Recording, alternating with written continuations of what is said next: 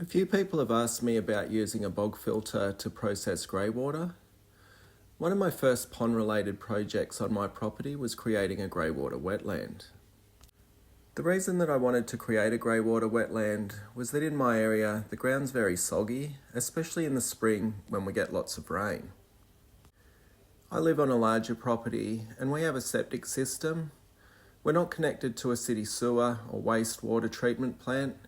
That means all wastewater is treated on the property. In spring, the area where the septic lines ran was a complete quagmire.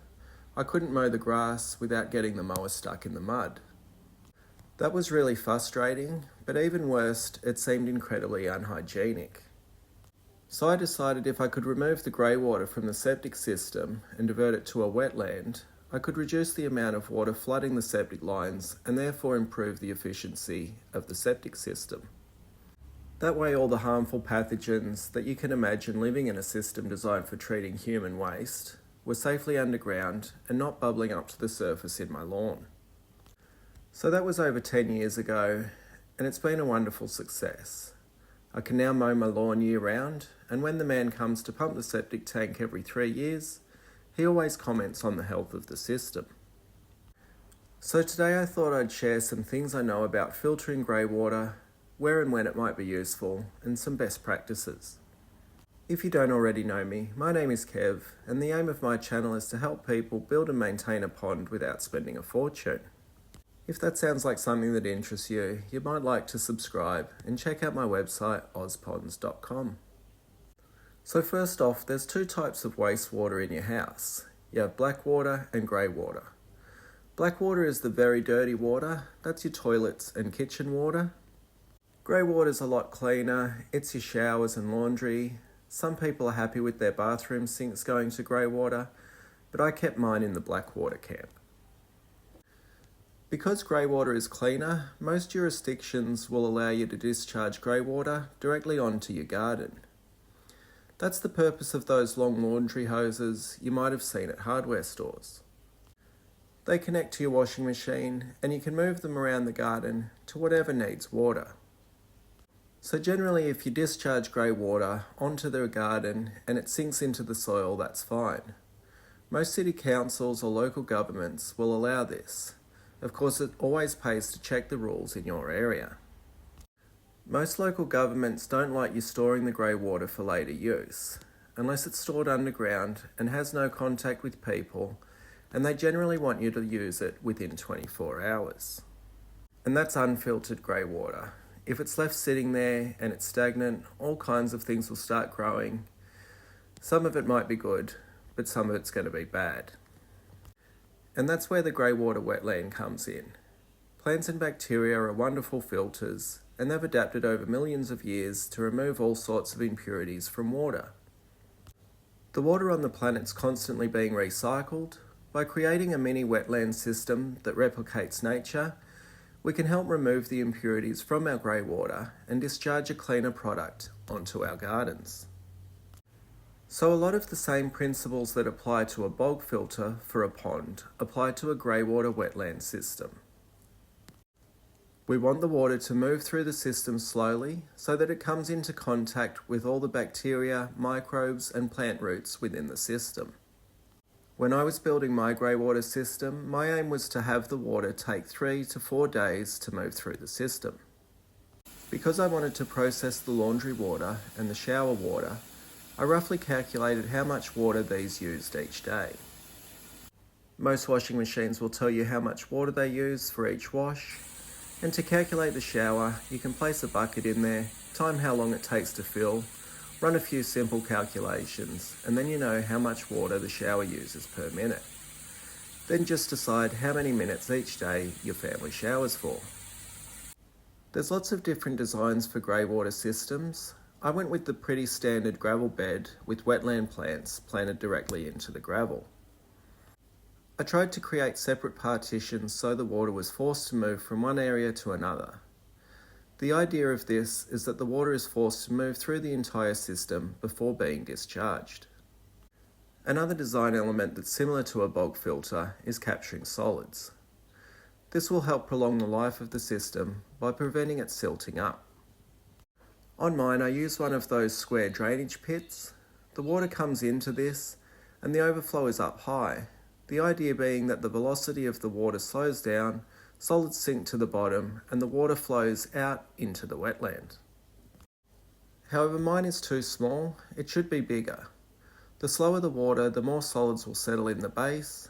I added some drainage holes in the drainage pit so that it drains of water before the next inflow. Since doing mine, I've seen other designs that I like having the water discharge midway up the settling chamber. This allows oils and light materials to sit on the surface, solids will settle in the base, and the cleaner water is discharged into the wetland. Another one is discharging the water directly into a bed of mulch or wood shavings. These trap the solids, and then you can remove the mulch or the wood shavings and replace them from time to time. There's plenty of cool designs out there, but let's talk best practices. To divert the water in the first place, you need to divert a valve. I have one that I need to switch manually, but there are others now that can be connected to Wi-Fi and the like. I'll try and find some and link them in the description. Most local governments will make it that you need to use a diverter valve so that the water can always be diverted back into your septic system or city sewer. This is also one of the reasons why you're generally allowed to do this yourself, because you aren't making any major alterations to the plumbing of the house. If you live on stumps like me, this is easy as you can access all the plumbing lines via the subfloor under your house. You put your diverter valve on and direct the water to wherever you want it to go. If your house is on a slab, you'll probably only have access to your laundry sink. Laundries are often on external walls, and there's often a pipe coming out of the wall that you can divert to your wetland. If you're building a new house on a slab, you would need to have the plumber run separate lines for grey water and black water if this was something that you wanted to implement. In my area with soggy soils, I wish this was mandatory for new constructions, especially with septic systems. I've seen some yards that are completely unusable, and it's just a health hazard. Greywater wetlands are also incredibly useful in areas where water is scarce. In a desert environment, you could use all this household water to create quite a little oasis. Some people will use the water to grow food crops. If you're doing that, you don't want the water making contact with the foliage or fruits. Still discharge the water below ground and let it absorb through the soil and roots. Another good design feature is a diversity of plants. Healthy aquatic environments have a good diversity of plants and animals. And try not to position the wetland in an area that will receive additional water. This is a mistake I made. My wetland can get runoff entering it during large rain events. That means the system gets flushed during these events, and we want that water moving slowly through the system. The runoff also deposits sediments that will clog my system over time and mean that eventually I'll need to dig out the gravel or create another wetland somewhere away from the potential runoff. Rain falling from the sky is okay, it's just that sediment-rich runoff that we don't want in there. We also want to make sure we're using washing products and soaps that aren't going to harm the plants inside our wetland. Avoid salts, boron or borax, and chlorine and bleach. Due to people getting more environmentally conscious, it's getting quite easy to find greywater friendly products. So just to quickly recap some of the best design practices. We want slow flow through the system, preferably over a few days.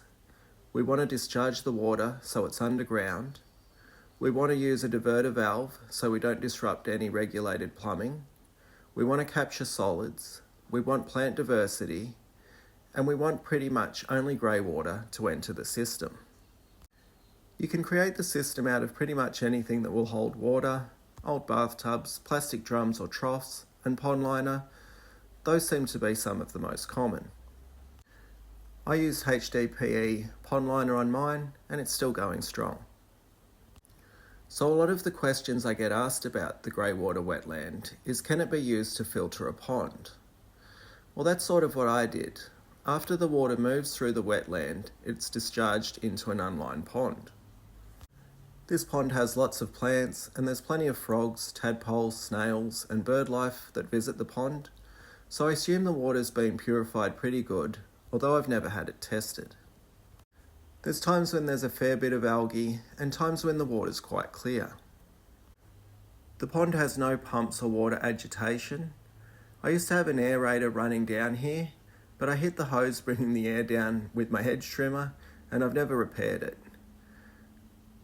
I do believe that if this were a line pond and I was willing to circulate the water through a separate dedicated bog filter, I could achieve clean, clear water year-round like I do in all my other ponds. All water can be filtered. The processes are almost always the same, whether it's wastewater or a fish pond. Obviously, my favourite type of filtering is bogs or wetlands, because they just utilise what nature does anyway, and I figure, why reinvent the wheel? Anyway, I hope this video was helpful and it gave you some avenues to explore. Thanks for watching. See ya.